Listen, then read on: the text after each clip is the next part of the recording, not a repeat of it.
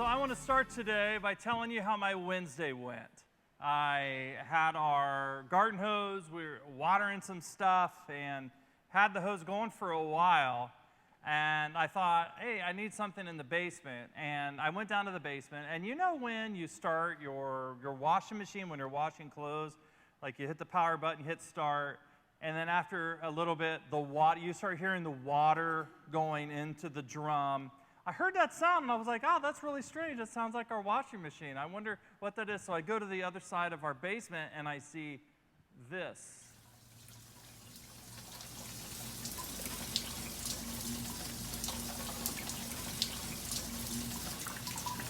So go ahead and cut it there.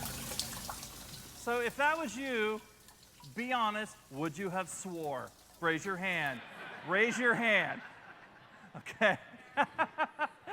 Mike on our tech team was like, you want me to edit that part out? I was like, yeah. I said, what the heck? So God, if you didn't want me to cuss, why did you flood? No, anyway. So what I discovered was, evidently, you're not supposed to leave your garden hose connected to the spigot over the winter. Because, do you have that picture? This will happen to your pipe. So what happened is there was water because I didn't take the hose off.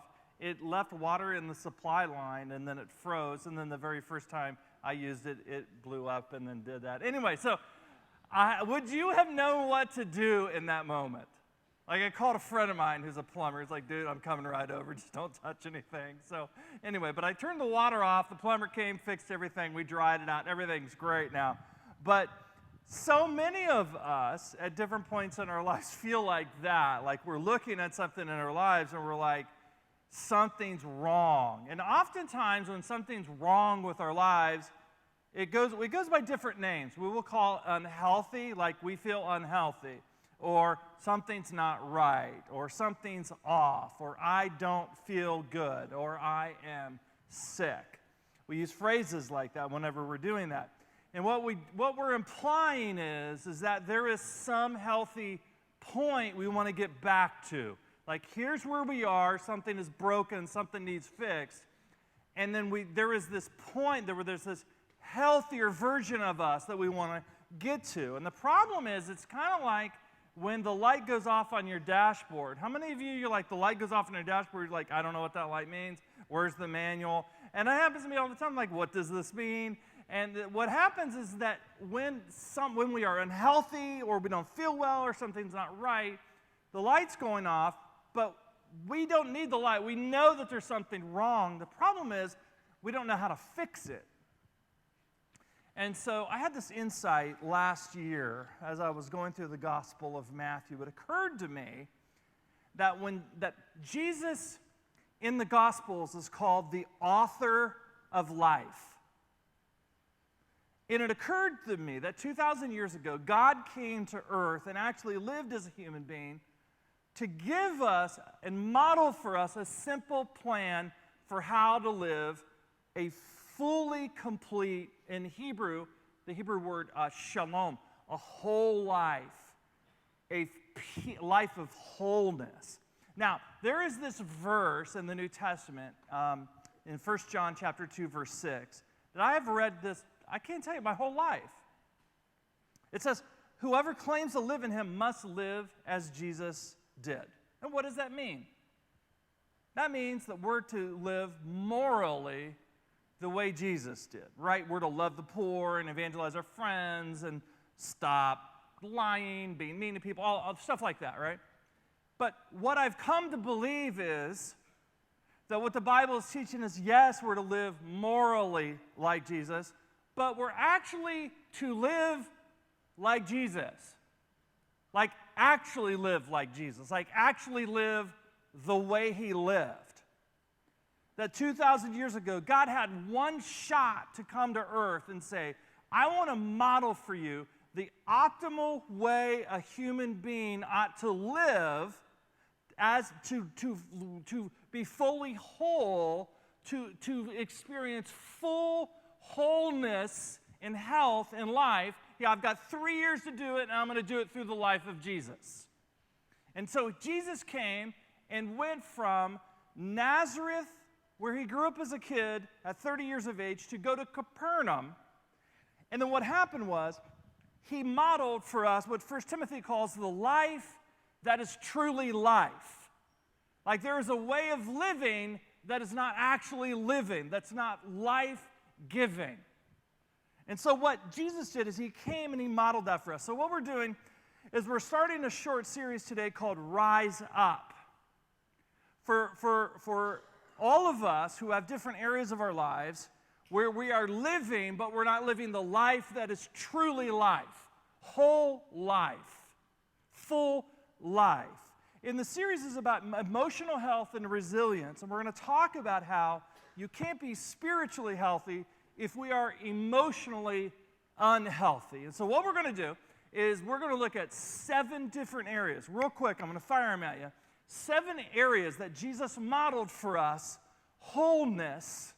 And what I'm going to ask you to do is I'm going to ask you to pull your pens out. If everybody get a pen and a piece of paper right now, every single time I go through one of these, I'm going to say, okay, on a scale from 1 to 10, what are you in this area? 1 would be like, I'm totally blowing it. 10 would be, I got to be honest, I'm as good as Jesus right now. So on a scale of 1 to 10, how are you doing in these 7 areas? Now, why are we doing this?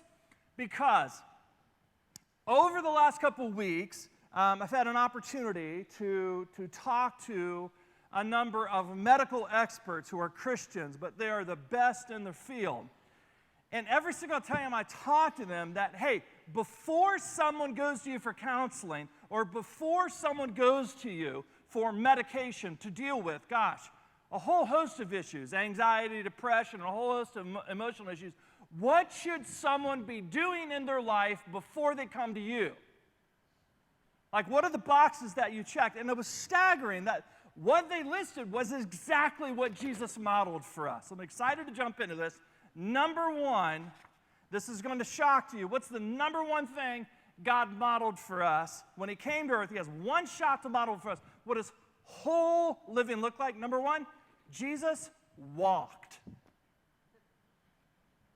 Jesus walked a lot. One of the first things we notice is that when God became a human being, he didn't go and live inside some temple somewhere and everybody walked to this God to worship. God walked to people. Like the first thing that we read that Jesus did, Matthew 4:18 says, as Jesus was walking beside the Sea of Galilee. It's just what he did. Mark chapter 2, verse 14, as he walked along, came to the tax collector's booth. This guy loved walking so much. In Matthew 14:25, it says, shortly before dawn, Jesus went out to them walking on the lake. And we're like, Jesus, it's a lake. Why don't you swim? And he's like, I'd rather walk. I love walking. Now, in January of this past year, Dan and I had an opportunity to initiate, and we are continuing to build this relationship with Palestinian missionaries. In fact, we are going to be partnering with them. We're going to talk more about this in the fall. I'm actually hosting a tour of Israel next year. I'm going to be inviting, you're going to hear more about that. Anyway, so in January, Dan and I go to Israel, and I say, now part of this, what I want to do is I actually want to hike from Jesus' hometown in Nazareth to Capernaum. Can you pull this map up? I said, I want to hike this from Nazareth down on the bottom left all the way up to Capernaum where he lived. It says when Jesus turned 30, he went from Nazareth, his hometown, and he went to Capernaum. Now, there's a trail there now called the Jesus Trail. So anyway, to give you perspective on how much Jesus walked, the first day, all we did was walk to Cana. Can you show that map here? All we did was walk to right there, the first day. And I'm like, should we just turn it into 2 hikes? Should we hike twice as much? And I'm like, that's not very far.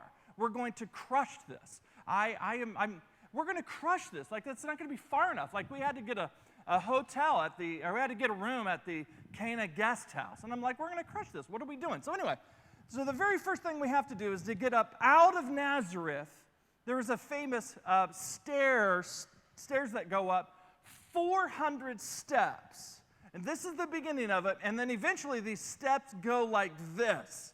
So we get to the top of the steps. I don't know how Dan was, but I was ready to literally die. I'm like, there's no way we're going to make this. Anyway, we get to the top, and finally, after a while, we get out to this beautiful countryside. It was absolutely stunning. Olive trees and horses going around. It was just absolutely beautiful. The views were amazing. So we're looking out at this view the whole time. We saw the lilies of the field that Jesus talks so much about. We soon discovered there were no restrooms. This is Dan peeing by the side of the road.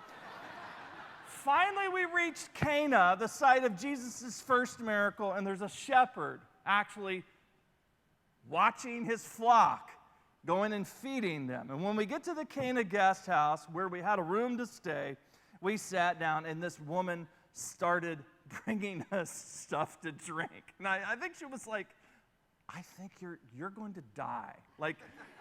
Because Dan went and he checked his health app.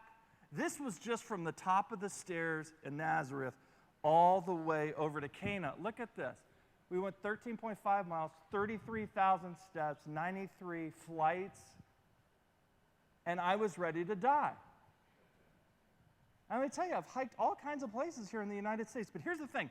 We call that a hike. Jesus called that Tuesday. Walking long distance was normal for Jesus. We gloss right over passages like in Matthew 15:21, it says, leaving that place, Jesus withdrew to the region of Tyre and Sidon. And we're like, okay, and we just keep reading. What we don't realize is that is 48 miles straight through the mountains. Imagine if you needed to go to Tyre and Sidon, you needed to be there by tomorrow night, and you were going to hike 48 miles through the Poconos. Here's my question. What would your health look like emotionally and physically if every day of your life you took 20,000 steps? There's a reason in John chapter 4, verse 5, it says this. And so he, meaning Jesus, came to a town called Sychar in Samaria, near a plot of land that Jacob had given to his son Joseph. Jacob's well was there. And it says, Jesus, tired as he was from the journey, sat down by the well. When was the last time that characterized your life? This was normal for you. I'm not talking about I'm going out for a run, I'm going to go on the Stairmaster. I'm talking about this was Friday for you. There were clear benefits of walking for Jesus. He slept better because he was actually tired. He stayed fit, like my former mailman, Jeff was a mailman, and he used to talk all the time about how, I got to be honest, literally, I walk 35,000 steps a day. I cannot lose weight. I am throwing food down my mouth. And I said, man, I wish I could do that. He said, well, you can. It's called actually walking, Brian. You got to try it sometime, right? He opened himself up to meeting new people. Have you ever noticed the difference between driving through a neighborhood and walking through a neighborhood? Very, very different experience. And the walking gave him an opportunity to be with God. I need to report that God has answered all of our prayers. The Lord has worked. My wife, Lisa, is now open to the idea of getting a golden retriever puppy. The Lord has worked. Because who would not want a golden retriever puppy? Someone whose heart has been hardened by Satan. So here's the thing. So she's like, okay, I'm open to it. You just have to prove, number one, it will work with our yard. And number two, do you want to walk that dog 2 to 3 times a day? Those of you who have labs, so those of you who have retrievers, you know the breed of dog it's not a house dog. Meaning if you get that dog, it's cruel to that dog to stick that dog in the house. And so that's what I'm really wrestling with right now. But here's the question. We, as a breed of a species, are designed physically every single day to get to the end of the day and be exhausted. If we don't get to the end of the day and we're not physically exhausted, someone said one time the recipe for depression and anxiety is an active mind in an inactive body. And so what I want you to do is I want to rate yourself right now. 1, I ain't walking anywhere. 10, Jesus got nothing on me. And where do you fall in the middle? Go, write that number down. There's a reason, because we're going to come back to this at the end. It's really important. Go ahead and write these numbers down. Okay, number two, big theological concept. Get ready for it. You ready? Number 2, Jesus slept. Matthew chapter 8, we're told this story. Then Jesus got in the boat with his disciples on the Sea of Galilee. Suddenly a furious storm came up on the lake so that the waves swept over the boat. But Jesus was sleeping. They get him up there like, come on, dude, we're going to drown. He was like, why didn't you wake me up? I'm sleeping. Now that's commitment to sleeping. What it was modeling for us is if God came to earth and modeled for us what does it look like for a human being to experience shalom, wholeness, it means you need to be very, very serious, just like Jesus was, about sleep. So how serious are you about your sleep?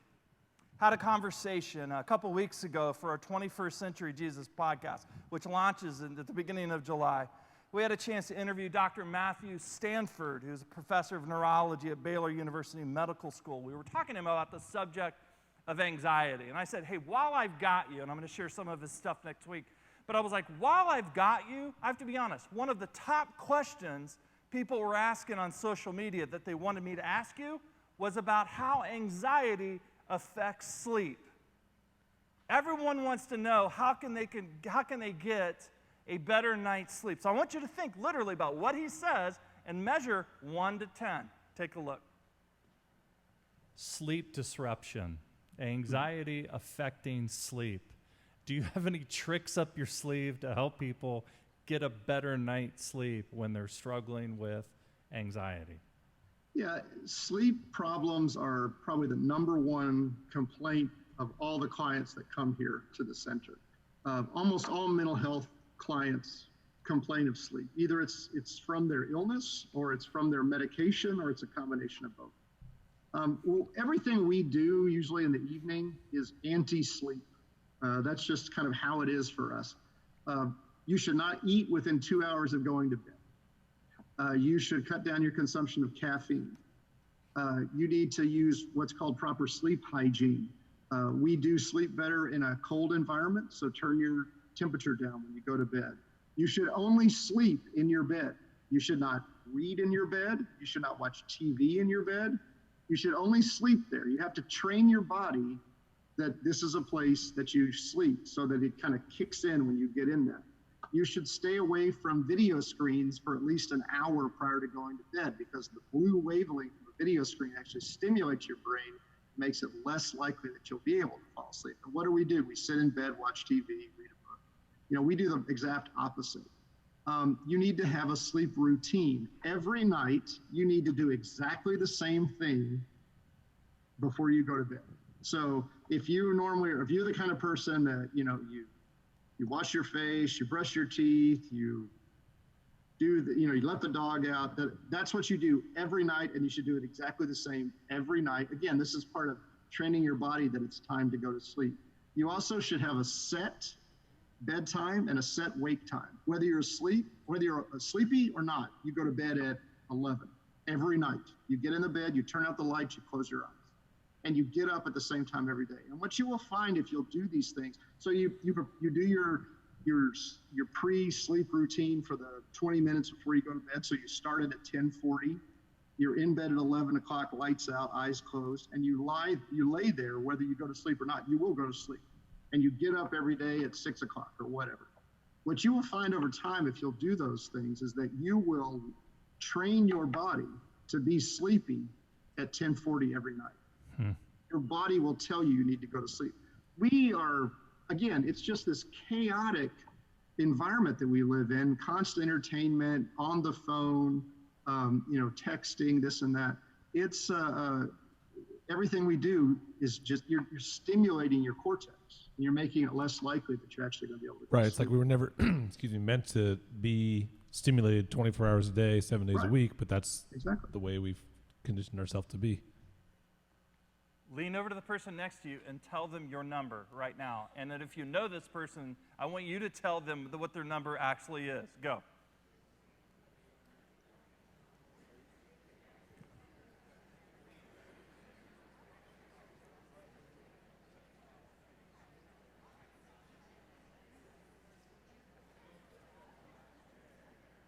All right, let's keep going.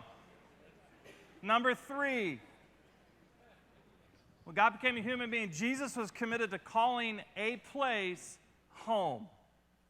I love this verse. Mark 2:1 says, a few days later when Jesus entered Capernaum, the people heard that he had come home. Now I want you to think about that. Jesus' home was in Nazareth. But when he went to Capernaum, he made that his home. And I want you to think about how many emotional problems, how a lot of the emotional weight is started from the fact that we aren't willing to drive a stake in the ground and say, this is our home. So Dr. Richard Swinson wrote a book called The Overload Syndrome, and he talks about the strain that moving places on a family and on a person. There's a financial strain, obviously, but there's a relational strain because Dr. Richard Swinson says it takes 3 to 4 years to reestablish the relationships that you lost. So the tendency is, because people will move on a regular basis, they will cocoon. So instead of developing deep, sustaining relationships, they will have a cocoon effect. I don't know if you know this, but 14% of the United States population moves every year. 40 million people. I want you to think of the weight of the emotional difficulties that come from moving, the effects on kids, the effects of uprooting in those relationships. And so what Jesus came and he modeled that he went and he built a home. Like a lot of people will say, well, Jesus was homeless. No, he wasn't. Jesus built a home in Capernaum. He was a tecton. He was a builder. There's a phrase in the Gospels, the Son of Man has no place to lay his head. What he's talking about is being an itinerant preacher, of going and traveling different places. But he made Capernaum his home. He built a life there. And so Dr. Richard Swinson says, make a conscious decision to sink in roots. One house, one town, one church for a decade. Plant a 1-foot high apple tree in your yard and don't move until it yields a bushel. Better yet, plant an acorn and don't move until the grandchildren build a fort in its branches. Doing this will encourage us to invest in relationships and learn to deal with the issues over a longer period of time. You ready? So from 1 to 10, how are you doing? Are you constantly thinking about, when we do it wrong, we do, then we move, and that sort of thing? Where are you on 1 to 10 right now? Objectively, 1 to 10, how are you doing on making this place your home? Number 4, Jesus only owned what he needed. A lot of people have this perception of Jesus that Jesus was against possessions. Jesus was never against owning stuff, ever. Jesus was against needlessly owning stuff, because there's that old saying, you can tell the stress that a man or a woman carries by the number of keys that they have on their key ring. Possessions have a tendency, when we have too much, they have a tendency to start weighing on this, the care and the upkeep for stuff. I don't know if you know this, the average home in the United States has 300,000 individual items in it. The average size of the American home has nearly tripled in size over the past 50 years. 1 out of every 10 Americans rent off-site storage, and I want you to notice this, the United States has upward of 50,000 storage facilities, more than 5 times the number of Starbucks that we have. And so what Jesus wants you to do is look at every single thing that you own and Marie Kondo that thing, man. Look at that thing and ask, do I really, truly need this? And if you don't, you sell it, give it away, or pitch it, because it's extra weight for the journey. Have you ever done that? Have you ever gone room to room, looked at all of your stuff and said, do we really need this stuff? Rank yourself 1 to 10. What's your number? Number 5, Jesus ate real food. Don't you find it interesting that when God came to earth, he never ate, he never put into his mouth refined sugar. He literally never ate refined sugar. His diet consisted of vegetables, fruits, fish, occasional lean meats, and taco pizza from Rocco's. That's all he had. That was it. That was it. So just imagine of what would happen emotionally and physically if we eliminated all additives, all preservatives, all chemicals, and all sugar from our diet. When Jesus got up in the morning, he went to the market. Actually, he went to the market, bought food, took it home, and ate it. And the food that he got spoiled by the next day. There was no refrigeration, so it forced them to go get every single day fresh fruits, fresh vegetables, catch fish, and eat lean meat. So how are you doing? 1 to 10 in that area. Number 6, Jesus modeled for us and had close, mission-minded friends. He had close friends. I'm not talking about he kept in touch with his drinking buddies from his Penn State days. He had close, mission-minded friends who helped him in his walk, and they helped each other in their walk. Dr. Tom Whiteman, one of the psychologists that we talked about, he said, Brian, I would have a lot less clients if people had better friends. So on Friday, a friend that I've had here for 19 years, we went biking. We went, have you ever biked up on Jim Thorpe on the Lehigh Valley Gorge? Anyway, so we caught a transport from Jim Thorpe, and they took us up to Whitehaven, 25 miles north, and then we biked down the Lehigh Valley Gorge. And we actually saw a black bear. It was really cool. And he was freaked out. Come on, let's go. I'm like, what are you talking about? I'm getting a picture of this thing, man. I'm putting this thing on Instagram. And so we're biking by these bears, and we're having these conversations all day, and we just spent the whole day together, and it was just so life-giving. To have someone, there's a time and a place when we need to be building and investing in relationships with people who are far from God. We need to do that because all of us were far from God at some point. But we have to have relationships with like-minded, mission-minded people who are going to help us grow in our faith. And he modeled that. Like, why would God need friends? Why? He didn't need friends. He modeled for us having close friendships of mission-minded people who get what it means to be a disciple of Jesus. So rank yourself right now, 1 to 10. All right, last one. Jesus had a mission that was worth dying for.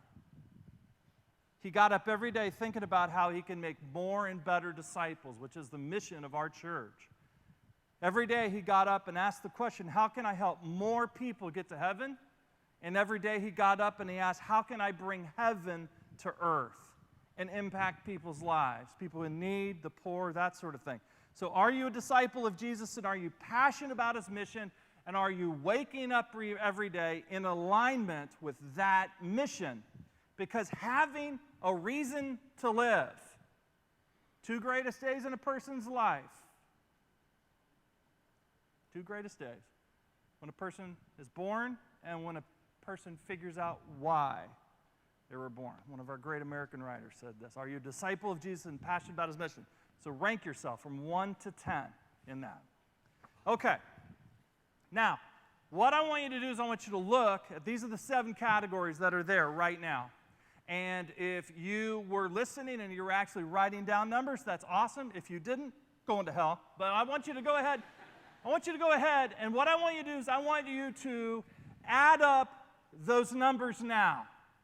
Write them down on a piece of paper. Add them up in your head. What's your total numbers? And the reason, because I'm going to give you a chart here in a second that's going to lead into what we're talking about next week. What's your number? And once you get that number, I want you to lean over to the person next to you, and I want you to share your number with the person next to you. Okay? Total. Can you put those back up there? Okay, well, here's the chart anyway. The categories are on the left-hand side, and what you're going to notice, whatever number that you come up with, are you at least functioning 80% in all of these categories? If you are, you're a green light. You're ready to go. You're good. You probably don't have a lot of concern about your emotional health. You're not going to have a propensity. If you are 56 to 70 in your number, there's no risk, at least physiologically for you, for depression, for anxiety, or a whole host of other issues. If your number is between the 50% and 80%, if you have 35 to 56, you're in the yellow light. You have a moderate risk. You ought to be concerned. If your number is 23 to 35, you're at the bottom third to half, you're at a high risk for emotional issues that you're going to carry. You cannot function very long eating crap. As a friend told me, when you eat crap, you feel like crap. When you don't have friends, when you're not exercising, when you're not sleeping well. And then if you're in the bottom third, you're at an extreme risk. And so my question to you is, what is your number and what is your color? Are you green? Are you yellow? Are you red? 1 John 2:6 said, whoever claims to live in him must live as Jesus did. Are you? And so what I'm going to challenge you is I want you to share when we're done with the service, as you're walking out, I want you to lean to the person next to you, and I want you to share what's the one thing you're going to do this week that's going to bring yourself closer in alignment with the way God modeled for us, the way we're supposed to live here on earth. Because in doing so, we're going to experience a greater amount of emotional health, which we're going to talk about more next week. Let's pray. Thank you, God, for modeling for us. This is what whole living looks like. We have lots of reasons, lots of excuses, lots of issues, lots of things weighing on us. Help us to bring our life in alignment with how you modeled the life that is truly life. We look to you, the author of life, and ask for your help this week as we bring our lives in alignment with the way that you lived and showed us. We pray this in Jesus' name. Amen. Thanks for watching today's message. Make sure to check out Brian's new book, Finding Favor, God's Blessings Beyond Health, Wealth, and Happiness. To sign up for Brian's newsletter, please go to Brian's website at brianjones.com.